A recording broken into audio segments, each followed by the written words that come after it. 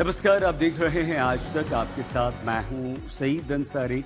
स्वागत है आपका विशेष में आज बात सोनम वांगचुक की, जिन्होंने अपना अनशन खत्म कर दिया। लेकिन उनके अनशन खत्म करने से आंदोलन पर क्या फर्क पड़ा, क्योंकि आंदोलन कहीं से भी रुका नहीं। अभी भी प्रदर्शनकारी धर्मेंद्र प्रधान शिक्षा मंत्री के इस्तीफे पर अड़े हैं। सरकार से बातचीत हो रही है। सरकार शिक्षा मंत्री के इस्तीफे के अलावा बाकी सारी मांगे मान रही है। लेकिन खबर तो ये भी आ रही है कि पूरी बीजेपी धर्मेंद्र प्रधान के साथ मजबूती से खड़ी है। अब सोनम वांगचुक आगे क्या करेंगे?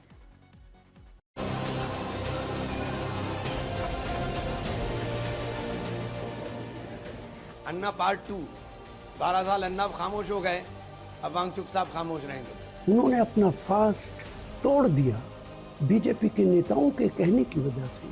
इसमें मुझे बड़ी साजिश की बू आती है। 27 दिन से भूख हड़ताल पर बैठे सोनम वांगचुक ने अपना अनशन खत्म किया तो एक नया राजनीतिक हंगामा खड़ा हो गया। सरकार को लगता है कि सोनम वांगचुक का अनशन तोड़वाकर उन्होंने पहली जीत हासिल की। दूसरी तरफ जंतर मंतर पर आंदोलन करने वालों का कहना है कि इससे कोई फर्क नहीं पड़ता, क्योंकि जब तक शिक्षा मंत्री का इस्तीफा नहीं होगा आंदोलन जारी रहेगा। विपक्ष को लगता है कि सोनम वांगचुक ने बिना कोई मांग माने हुए अपना अनशन क्यों तोड़ा। कांग्रेस के सांसद तो सोनम वांगचुक पर सरकार से कोई डील करने का आरोप भी लगा रहे हैं। तो सच्चाई क्या है? रात को अचानक खबर आती है कि सोनम वांगचुक ने अपना अनशन खत्म कर दिया और इसके कुछ देर बाद ये वीडियो आया जिसमें केंद्र सरकार के दो मंत्री सोनम वांगचुक का अनशन खत्म करवा रहे हैं। स्वास्थ्य मंत्री जेपी नड्डा ने सोनम वांगचुक को गुरुग्राम के मेदांता हॉस्पिटल के आईसीयू में सूप पिलाकर उनका अनशन खत्म करवाया।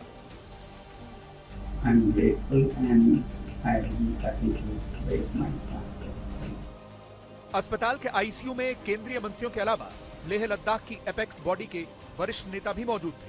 लेकिन सवाल ये उठे कि क्या सोनम वांगचुक को जंतर मंतर पर जाकर छात्रों के बीच में अपना अनशन तोड़ना चाहिए था?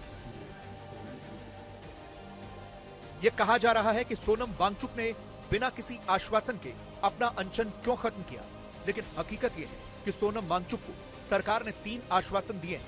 पहला, छात्रों पर कोई कानूनी कार्रवाई नहीं होगी। दूसरा, आत्महत्या करने वाले नीट छात्रों को मुआवजा मिलेगा। और तीसरा कि परीक्षा व्यवस्था पर पूरी चर्चा के बाद जवाबदेही तय होगी। लेकिन फिर सोनम वांगचुक से यह भी पूछा जा रहा है कि उन्होंने धर्मेंद्र प्रधान का इस्तीफा क्यों नहीं मांगा। इस पर वांगचुक का जवाब है कि अगर सरकार इस्तीफा नहीं लेगी तो छात्रों से ज्यादा सरकार को ही राजनीतिक नुकसान होगा।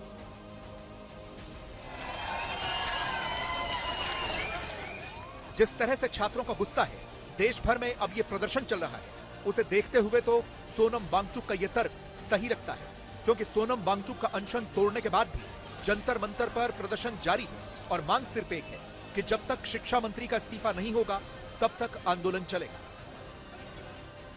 अब आप कहेंगे जरूर कि धर्मेंद्र प्रधान जी के इस्तीफे पे क्या हुआ। पहली बात तो इस बात पे वो अभी मुझे कोई आश्वासन नहीं दे पा रहे थे कि ऐसा कब होगा। और संसद के फर्श पर तो इस पे चर्चा होगी ही। अब मेरे सामने 2 रास्ते थे, या तो मैं और अनशन पर बैठूं हफ्तों और शायद उसी में ख़त्म हो जाऊं। फिर आप ही लोगों में से हज़ारों लोगों ने मुझे आज से 2-3 हफ्ते पहले से कहते आए हैं कि आपकी जान ज़रूरी है, आपको संघर्ष आगे रखना है, ज़िंदा रहना ज़रूरी है। मगर मैं ये भी नहीं मानता कि हमने ये हासिल नहीं किया है। दोस्तों, मेरा दिमाग अलग तरह से चलता है। अगर वो ऐसा नहीं करते, इस्तीफ़ा नहीं देते, तो इससे हानि हमें या बच्चों को नहीं होगा, सरकार को खुद होगा। इस छोटे से मुद्दे को न टालकर वो खुद अपनी हानि कर रहे हैं। अब सवाल सिर्फ ये अटका है कि धर्मेंद्र प्रधान के इस्तीफे के लिए सरकार क्यों नहीं मान रही है। संसद में रोज हंगामा हो रहा है। आंदोलन कर रहे छात्रों से लेकर विपक्षी सांसदों की भी मुख्य मांग यही है कि धर्मेंद्र प्रधान का इस्तीफा हो। लेकिन सरकार के सूत्र बता रहे हैं कि धर्मेंद्र प्रधान इस्तीफा नहीं देंगे। सरकार का मानना है कि इस्तीफा सबसे आसान काम होता है।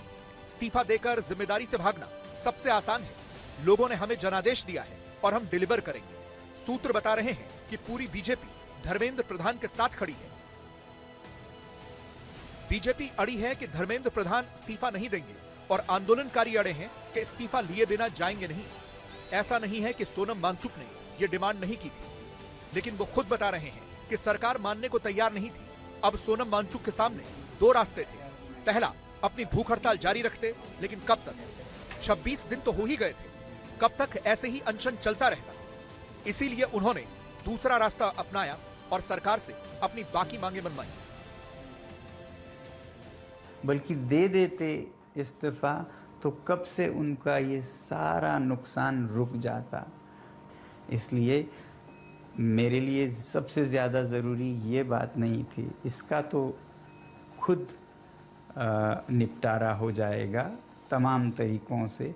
ज़्यादा ज़रूरी मेरे लिए था कि हमारे बच्चों पर कोई ऐसे केसेस न लगें। आपको नहीं पता है, मैंने देखा है लद्दाख में कैसे सालों जीवन भर उन्हें एफआईआर के चक्कर में अपने भविष्य को बिगाड़ना पड़ता है। ऐसा कुछ नहीं होगा, ये हमने उनसे हासिल किया है, इसकी मुझे खुशी है। और जो मृत बच्चों के परिवार हैं उन्हें उचित मुआवजा दिया जाएगा, इसकी मुझे खुशी है। और भारत के लोकतंत्र की सबसे उच्च मंदिर मैं कहूँगा, जो कि हमारी संसद है, वहाँ पर इस मुद्दे पर और जवाबदेही पर भी पूरी बहस हो। लेकिन सोनम वांगचुक का ऐसे अनशन तोड़ना उन पार्टियों को धोखेबाजी लग रहा है जिन्हें इस आंदोलन के बहाने कुछ राजनीतिक फायदा दिख रहा था। कांग्रेस ने पहले प्रधानमंत्री का घर घेरा, गुरुवार को फिर गांधी स्मृति भवन तक मार्च निकाला, ये दिखाने की कोशिश की कि विपक्ष छात्रों के साथ खड़ा है। और रात को अचानक सोनम वांगचुक ने अपना अनशन तोड़ दिया। अब कांग्रेस इसे डील बता रही है। अन्ना पार्ट 2, 12 साल अन्ना खामोश हो गए, अब वांगचुक साहब खामोश रहेंगे। ये कुछ नहीं है इसके अलावा। हमें तो पहले दिन से पता था। कल डील कर रहे थे आप सरकार के साथ, कोई छात्र भी था क्या वहां? सारे लद्दाख के लोग थे। आपकी अपनी डील हो रही है, आपने अपना डील करी है, इसके अलावा क्या है सरकार के साथ? कांग्रेस क्रेडिट की लड़ाई में कितना नीचे गिर सकती है? कांग्रेस के युवराज 21 दिन विदेश में रहे, कभी सोनम वांगचुक के पास गए नहीं, जंतर मंतर प्रोटेस्ट पे गए नहीं।